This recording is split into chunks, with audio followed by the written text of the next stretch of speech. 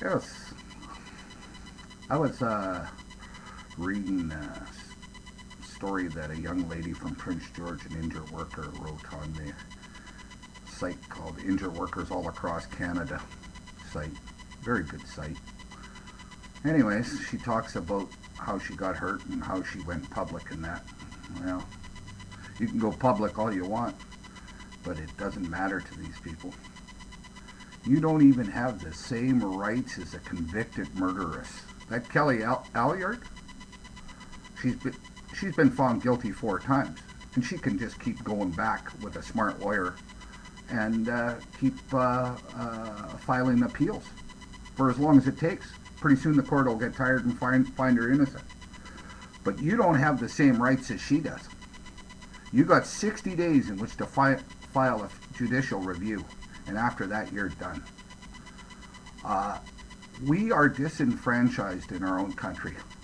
We don't have any civil rights in this country for injured workers. This is what the black man fought for in the States. He fought for his rights. Now, I never really had a, a feeling for what they went through, but now I think I'm beginning to feel what they felt like when they couldn't get any rights in their own country. These politicians, they sit back and they spout their goddamn rhetoric that Stephen Harper and all the rest of them, they're all exactly the same, and they know that you don't have any rights. Every time you write a letter to these bastards begging for help, they just laugh and throw it in the garbage. We need to get somebody on our side. Now that Canadian Alliance Party, I think it is, that new one, now they need people to run for office. Now you never stand a chance of getting in. But the one thing, when you run, that gives you the right to attend the all candidates debate. And you can bring up the WCB issue. It just fathoms me, that bloody act that Gordon Campbell, the Administrative Tribunal Act that he put in. It is just the most insidious document I've ever seen in my life. It protects everybody involved in your case except for you. It don't protect you at all. It protects the friggin' doctor. He could butcher you, and there's not a goddamn thing you could do about it because the son of a bitch is considered to be an employer or an employee or whatever, but he's protected under the act. It doesn't. There's nothing you could do once you're appealed. They just put you into a big an appeal circle. Even if you did get a judicial review, that judge does not have the power to make a judgment on your case, other than the fact of sending it back to WCB, and then you start the whole circle all over again. People don't realize what the hell they're getting into in this country when they get injured. They have no conception about the goddamn criminal behavior of our public officials, our elected public officials, and this frigging organization called WCB. I'm at a loss that we even have the nerve to stand up in the United Nations and spout our bullshit about rights and freedoms of other people when we don't even protect the rights of our own people. This has got to be the most pathetic thing I ever seen. And although God love our soldiers, and I pray that they make it home safely, they should never go, because they treat them every bit as bad as an injured worker. Once they come back injured, they're forgotten. They're done. I know. My father went through it back when we fought the Nazis. He went through it. And he told me what they did to him. But the Canadian public, we got to be stupid. I mean, come on. We go through life with blinders on. I told a young kid yesterday on a job site, that I was visiting. He was complaining because he was supposed to help me, but the guy that he was working under can't even speak English properly. Half the time you can't understand him. He's a foreigner. He's brought into this country to give orders to Canadians. And they treat our people like shit.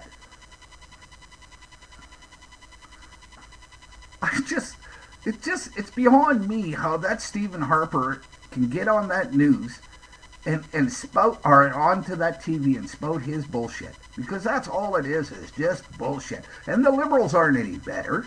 They're all the same. Liberal, Conservative, NDP, it's all the same. It's all to brainwash you into voting for them in hope that you get something better.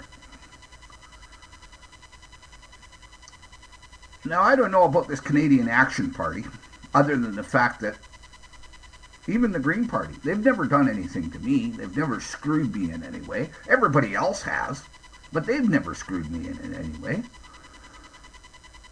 And if one of us, who's a good public speaker and well-educated, can run and bring this to the forefront at a debate, at a public debate,